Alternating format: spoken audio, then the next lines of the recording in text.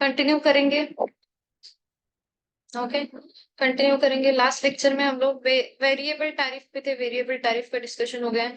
Now what are the preferential tariffs? Preferential tariff मतलब nearly all the countries are part of at least one preferential trade agreement. Okay, तो यहाँ पे ऐसा रहेगा, वो प्रेफरेंशियल ट्रेड एग्रीमेंट में आपने जो प्रॉमिस किया है ना एक दूसरे को, that you are going to charge lower tariff then there most favoured nation tariff. Okay, most favoured nation tariff WTO members के साथ होता है।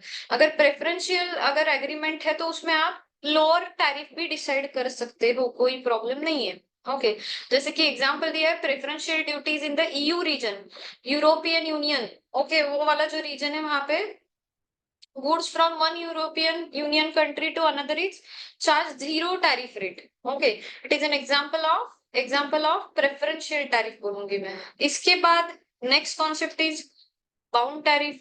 बाउंड टैरिफ मतलब डब्ल्यूटीओ एग्रीमेंट में एक मतलब मैक्सिमम लिमिट दे दी जाएगी कि मैक्सिमम इतना रेज कर सकते हो। A WTO member binds itself with a legal commitment not to raise tariff above a certain level. Okay, maximum कितना रेज कर सकते हो, but they are always free to impose tariff that is lower than the bound level. Maximum level दे दिया, उससे कम tariff you can charge, उसके ऊपर नहीं जा सकते हो। Once bound, a tariff rate becomes permanent.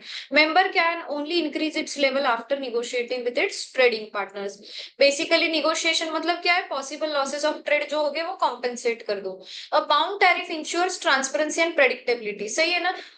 Okay, हमने कुछ प्रिंसिपल्स पढ़े थे, गाइडिंग प्रिंसिपल्स ऑफ डब्ल्यूटीओ, वहां पे पढ़ा था transparency and predictability. Okay, now it is revision. तो ये रिवीजन करते वक्त एक्सपेक्टेड होता है कि आगे की यूनिट भी सब पता है। ओके, बस एक बार याद दिला के दूंगी। Next is applied tariff. मुझे बोला अगर बाउंड टैरिफ आपको 20% बोला है किसी प्रोडक्ट पर, आप 12% चार्ज कर रहे हो, कोई प्रॉब्लम है क्या? मैक्सिमम 20 अलाउड है।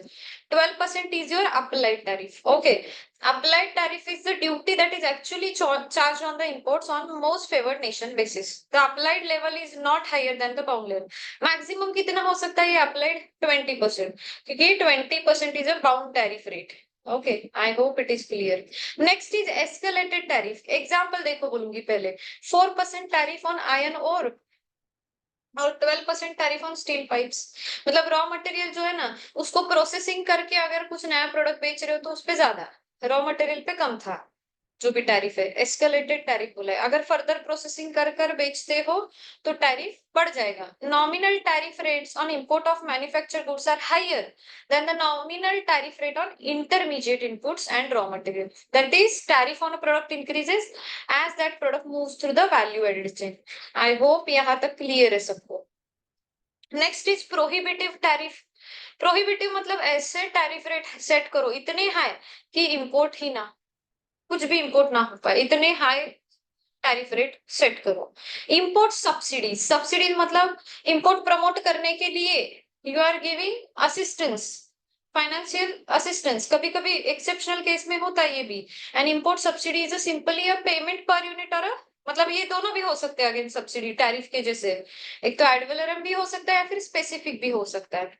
इसको आप नेगेटिव इंपोर्ट टैरिफ भी बोल सकते हो, सब्सिडी है ना। Negative import tariff, tariffs as a response to trade distortion, ये अच्छे से समझना है। इसमें दो टाइप के टैरिफ पड़ेंगे या फिर ड्यूटीज बोलूंगी मैं टैरिफ की जगह। कभी अगर सिचुएशन आपको ट्रेड डिस्टॉर्शन जैसा दिख रहा है, अगर कोई अनफेयर फॉरेन ट्रेड प्रैक्टिसेस हो रहे हैं जो रिजल्ट कर रहे हैं कि ट्रेड डिस्टॉर्शन हो रहा है adverse to the interest of domestic firm, तो आप क्या कर सकते हो? दो टाइप की ड्यूटीज दिए, एंटी डंपिंग ड्यूटीज और आगे जाके डिस्कशन आएगा काउंटर वेलिंग ड्यूटीज नाम के ड्यूटी चार्ज कर सकते हो। Okay, these policies are often refer to as trigger price mechanism.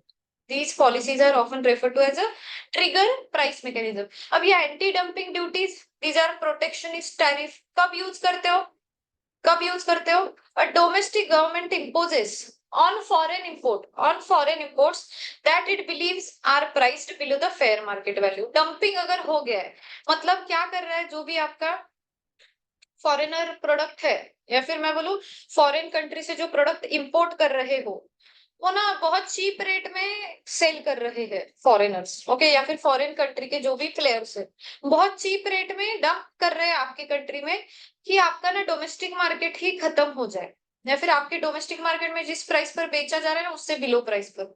Okay. Dumping occurs when the manufacturers sell goods in the foreign country below the sale price in their domestic market or below their full average cost of product. मतलब खुद को 20 रुपए का खर्चा है समझो foreign country के जो भी प्रोड्यूसर है, मैन्युफैक्चरर है, और उन्होंने क्या किया, कंट्री ए में मतलब दूसरे कंट्री में 10 रुपीज में बेच दिया प्रोडक्ट।